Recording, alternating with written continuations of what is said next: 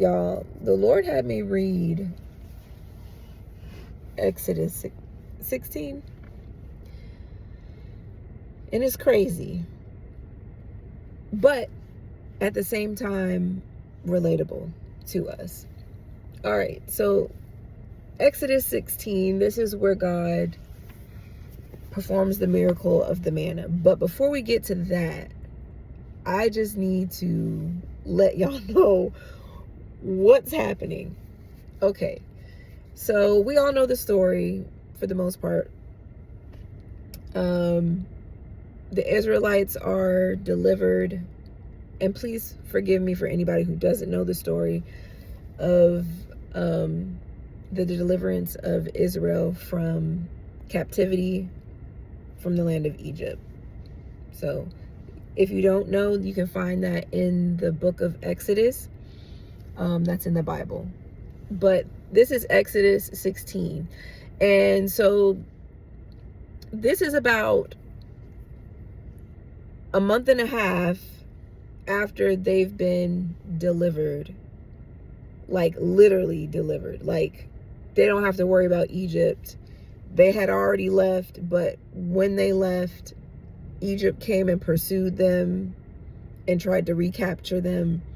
But God parted the Red Sea and exposed a land bridge for them to walk through to the other side of the sea.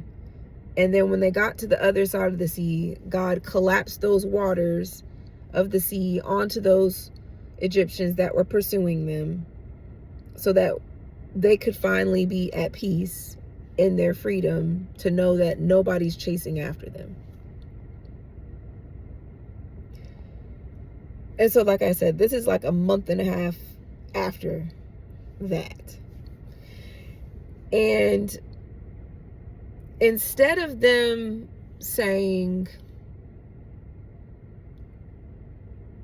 God, we know that you are a God that makes a way out of no way, that you delivered us from our hard masters in Egypt, that we've been praying and crying out to you for generations, and you've finally delivered us in an extremely undeniable way, that you are God and you are all powerful and you are mighty, and you, like I said, can make a way out of no way, that even when it looks like it's not possible, it's possible with you. Instead of them speaking like that, they get hungry while they're in the wilderness, and they start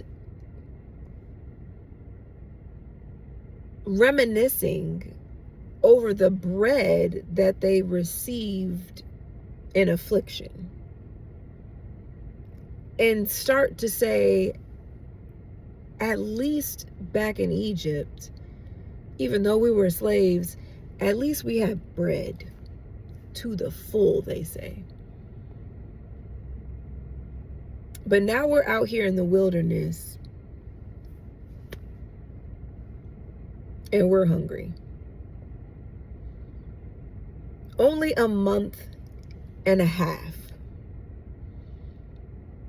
And it sounds crazy when you say it out loud. When you say this story and it's like, well, if I saw God literally do that, there's no way. But how many times have we in our faith walk have seen an undeniable move of God that we're like, okay, I know that was God. And then not too long later, we're like, did you say that? Was that really you? Like, we start questioning.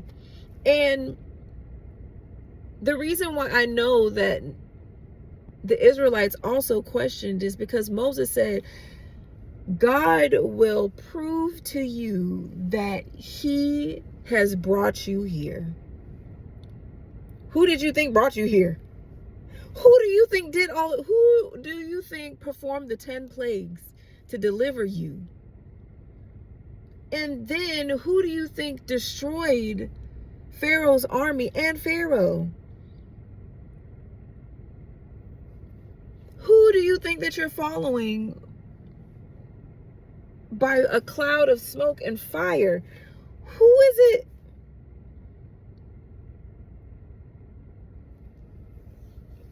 Guys, we have to do better. I have to do better, because I know what it feels like to be in that position where you're doing what they did. I'm literally in that right now. I'm coming out of that. I'm trying to come out of that, because it's just easy to fall back into how you're conditioned rather than you just rest in where God is bringing you. That takes a lot of faith, and it takes a lot of renewing of your mind. It takes training.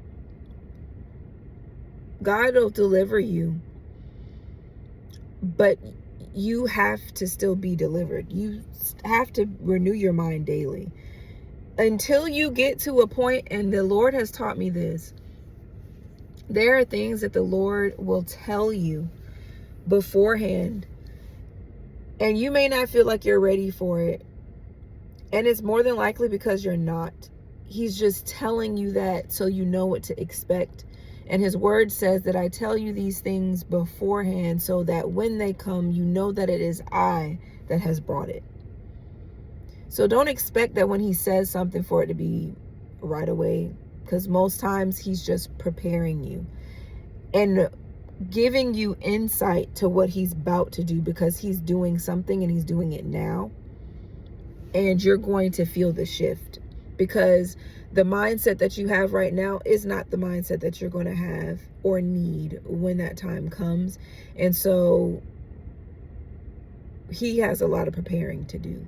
And sometimes that's removing you from people, or people from you, or you from environments, or you from situations that you were so comfortable being in,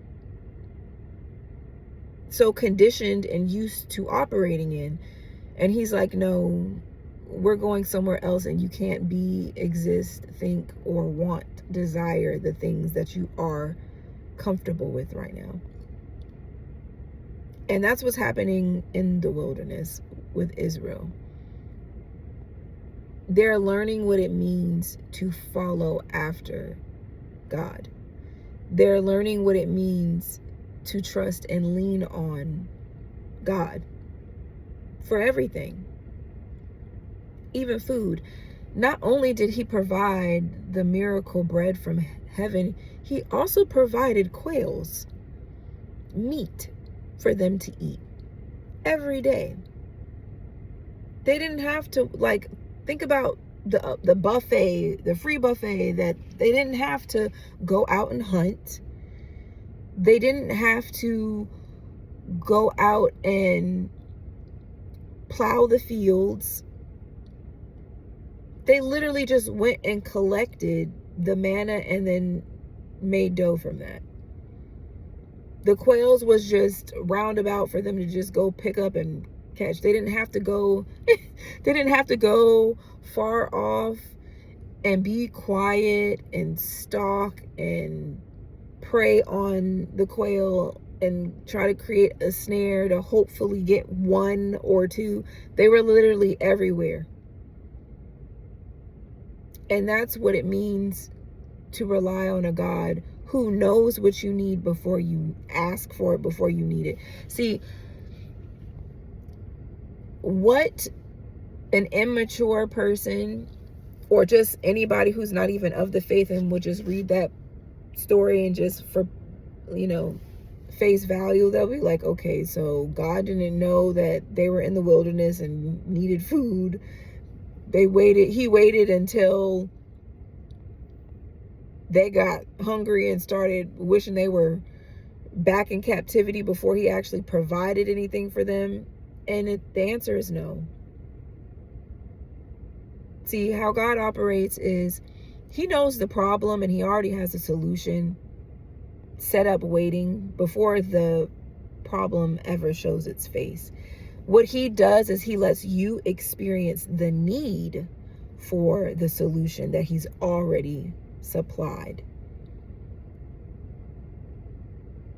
So that when he supplies it, you'll receive it. Prime example being Adam and Eve. Adam was created first, and when he was created, God had already said, "It is not good that man be alone. I will make a helper suitable for him." Done. Already done. Adam has yet to experience the need for Eve yet, until he starts working. And when he starts doing what God called him to do, to tend and keep the garden and manage or observe all of the creeping things of the field, naming them, spending time with them, learning them, then that's when he learns that, yeah, it's not good that I'm alone, but I don't have any satisfaction in any of these beasts that are around me. But as soon as Eve was presented to him, he immediately understood. He immediately said, "Now this is bone of my bone and flesh of my flesh." He knew what the solution was as soon as it showed up. And that's how God operates. He knows your problem before you know the problem. He has the solution before the problem ever existed. And I can even prove it going all the way back to the second verse of the Bible. When he said, on day one, he said, "Let there be light." The word light in Hebrew is or, and it's 3 letters. And it's an Aleph, a Vav, and a Resh. And you could literally look at that and it means, pictorially, God nailed for man. Day one. Day one. Before man was even created on day 6. God already provided salvation and redemption for the sin he knew that man would walk into. On day one, let there be light. And who is the light of the world? Who is the morning star? Jesus Christ, the Word of God.